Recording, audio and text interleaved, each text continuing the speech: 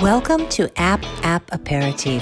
15 minutes with a specialty cocktail, a delicious nibble, and an iOS app dev lesson. This week, Flying Start presents Building, Running, and Debugging an App in Xcode while we enjoy Sardine Crostini and Rosé Spritz. Hi, thanks for joining me today for App Apéritif. 15 minutes with a specialty cocktail, a delicious nibble, and an iOS app dev lesson. My name is Karen Burns, and I am the founder of Flying Start. And today, we're getting really close to making our very first app in Xcode with Swift. So today, we're going to be focusing on building, running, and debugging our apps in Xcode. If you recall, last week, we took a tour of Xcode, so you should feel a little bit more comfortable. Also, I asked you to read this week's chapter. Hopefully you did that. It's a little bit more intense. Each week we build on what we know, so we have a little bit more of a challenge. And this week for food, for our nibble, we are having a Sardine Crostini. Hi, who likes sardines? I love them. So these sardines are from Spain. They are so good. So what I have done here is I've made a sherry tomato basil vinaigrette to go on top of our sardines and our crostini. So I'll show you how to make that. Also for our drink, we got to get our drink on. So we have a Rosé Spritz with orange bitters and lime. So I'm super excited to have you with us today. Let's get started. We'll start today with the Sardine Crostini. We have our imported sardines from Spain. We have some basil. We're going to be making a tomato basil vinaigrette with sherry vinegar, and we're going to be putting it on crostini. So we're going to be toasting our bread and rubbing it with garlic like we did when we made our bruschetta. We are going to chop our tomatoes. We're going to chiffonade our basil. If you recall, you take the largest leaf, you wrap the smaller leaves, and you thinly julienne your basil, and that's called a chiffonade. We learned that when we made bruschetta. Salt and pepper, olive oil, and we're using an aged sherry vinegar here. So now we're going to toast our crostini. We put them on a hot pan with olive oil. We toast them nice and lightly. We don't want to burn them, of course. Once our crostini are cooked, we're going to take them off of the heat, and we're going to rub them with our garlic clove. So what I've done is I've just crushed the garlic to take off the skin and make it easier to peel, and then just rubbed one side of each crostini. I'm going to top the crostini with the Spanish sardines. Now, sardines are awesome because they have all the bones in them too, so they're great for you. Lots of calcium, lots of vitamin D. After we put the sardines on the crostini, we're going to top it with the tomato basil sherry vinaigrette. Let's arrange them nicely. Sardines are such a funny thing. Some people love them and some people don't. In our house, we really, really like them a lot, so we eat them often. So here's our beautiful Sardine Crostini. Moving on to the Rosé Spritz. I didn't video the Rosé Spritz this week because it's so very simple. All it is ice with rosé. I put a couple of shakes of orange bitters inside, a squeeze of lime, and then top it with soda. Cheers. Full of Sardine Crostini and Rosé Spritz, we are now ready to build, run, and debug an app. So let's take a look. We are on 1.6. Just a couple more till our project. We are doing the Light project, which is a really easy and fun project. It's going to be your first app that you are going to build. That's coming up not next week, but the following week. For Xcode Playgrounds, which is what we've been using, we've been doing our labs in Xcode Playgrounds, is a great place to test things out. However, Xcode itself is what you're going to use to actually write an app. Last week, we went through a beginner's guide to Xcode. This week, we're going to learn how to run the simulator within Xcode to debug your app. You'll also learn how to choose a destination from the scheme pop-up menu, and you will be able to put your app on an actual physical device. So we'll also learn how to put in breakpoints to help you debug your app. A breakpoint is a stopping place in the program that you can insert in order to check values or check to see if there's a bug in your app. It will help you figure out where the bugs are. So as always, I encourage you to go through the Xcode help, look at Run Your App in Simulator, look at Debug Your App, and then we will get started on building and running. So the first thing you're going to do is create a new project in Xcode. Go ahead and open up Xcode, create a new Xcode project, a single view app, and we will name this one Getting Started 2. Make sure Create Git Repository on the Mac is unchecked. Create, and let's go back to split screen. The first thing we're going to do is learn how to use Simulator to run apps within the Xcode environment. On the toolbar, on the top left-hand side is the Scheme menu.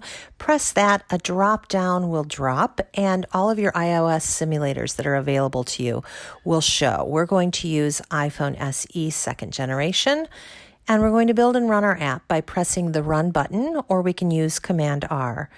We exit out of split screen, and in our dock, we see the simulator icon because it hasn't popped up yet. So let's open that up. And let's go back to split screen here. We have our iOS device here on the right-hand side. If you look at the very top up here, you can flip the orientation.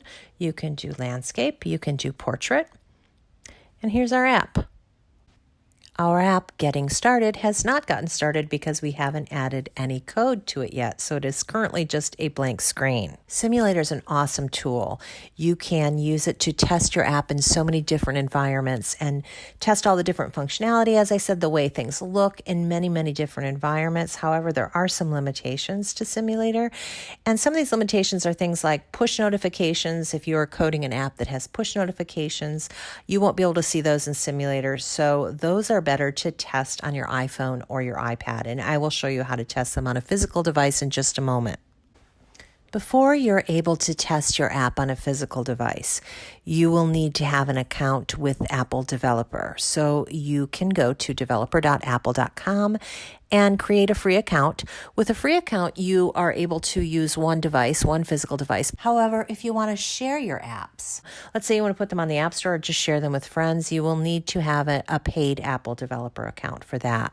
To create an account for developer.apple.com, you'll also need an Apple ID. You can use your existing ID. You can create one if you need to. When you get to the point where you are developing apps for the App Store, you have to upgrade from the free account. I believe an Apple Developer account for distribution is, I think, $99 per year. We're going to go back to Xcode, and we're going to enter our developer ID in Preferences. So go to Xcode Preferences, and you'll hit plus here under Accounts, and you'll add your Apple ID. I already have mine in here, so I'm not going to add another one, but that's exactly what you'll do.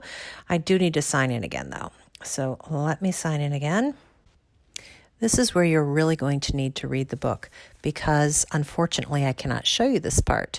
You're going to connect your iOS device to your Mac. You'll have to use an appropriate USB cable. Now, I've just gotten the new MacBook Air, which has a USB-C cable. So I have an iPhone XS, and I don't have an adapter. So I won't be able to show that to you. However, you can do it yourself by plugging in your phone or your iPad to the your MacBook Pro or your MacBook Air, and you will be able to run the app again, and you'll be able to choose the name of your device on the scheme. So rather than choosing an iOS simulator, you're going to choose your actual device that's hooked up to your Mac. Once you've hooked up your device once to your Macintosh using the USB cable, you can read the directions to run your app wirelessly on your device. The directions for building and running wirelessly are on pages 61 and 62 in the App Development with Swift book.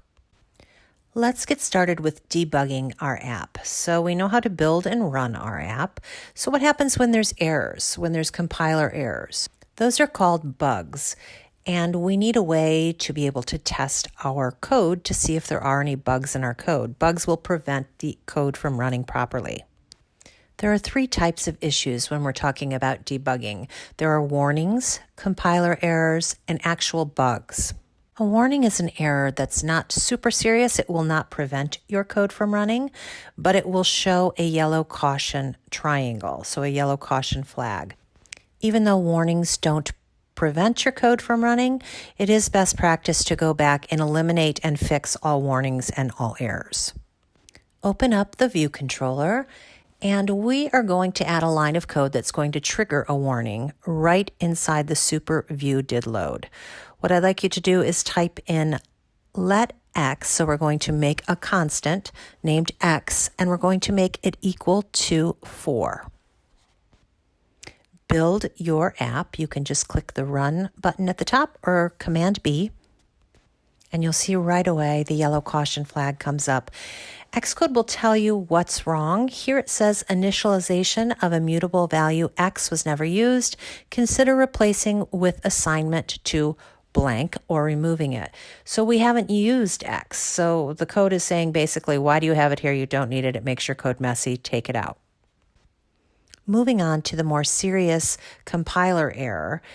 That is a more serious issue. A compiler error will prevent your code from running. For example, if you declare a variable incorrectly or call a function or just any sort of like typo or invalid code, it will prevent your app from compiling. Go back to the viewcontroller.swift file, and after the super view did load, you'll notice that there's an open and closing parentheses pair. Go ahead and take that out. Build the app again, and you will see that a compiler error, the red stop sign, comes up. This one says expression resolves to an unused function, and it doesn't give us a fix. Sometimes Xcode will offer a fix, and you'll just click the fix button as it shows in your book. Sometimes, like in this error, it does not tell you how to fix it, so you have to go back and figure it out on your own. However, Xcode gives you as much information as it can to help you identify the error. Let's put those parentheses back in and build our app again. Bugs can be tricky because they're hard to track down often. So we're going to put some bugs in our code right now, and we're going to see if we can figure out where they are. So go back to viewcontroller.swift, and in the super view did load, you're going to enter some variables. You're going to enter some names. So var names equals Tammy Cole. Then you're going to put 3 lines of names.remove first parentheses. So do that, and we're going to see what happens. As you see, there's 2 names, Tammy and Cole. However, we have 3 commands that say remove the first name. So we'll have to see what's going to happen here when we run our code. The build succeeded, but we get a fatal error. And you can see down here in the compiler area, the debugging area, it tells us exactly where the errors are. The errors are with names. So it says 0 values in the string.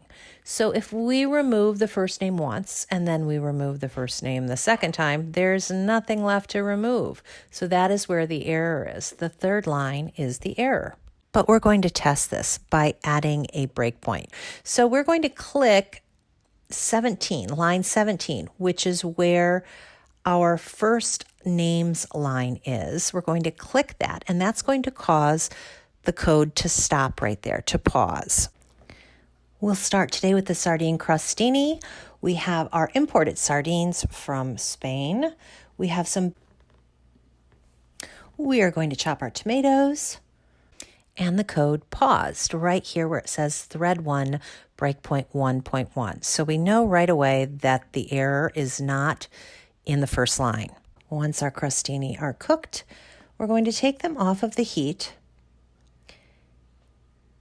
and we're going to rub them with our garlic clove. So what I've done is I've just crushed the garlic to take off the skin and make it easier to peel, and then just rubbed one side of each crostini. I'm going to top the crostini with the Spanish sardines.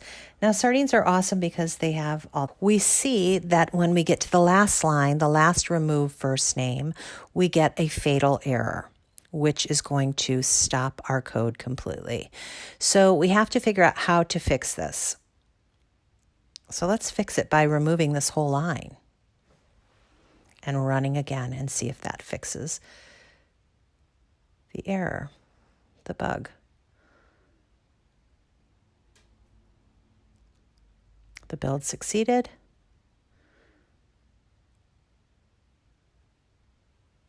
It stopped at the breakpoint again. Let's step over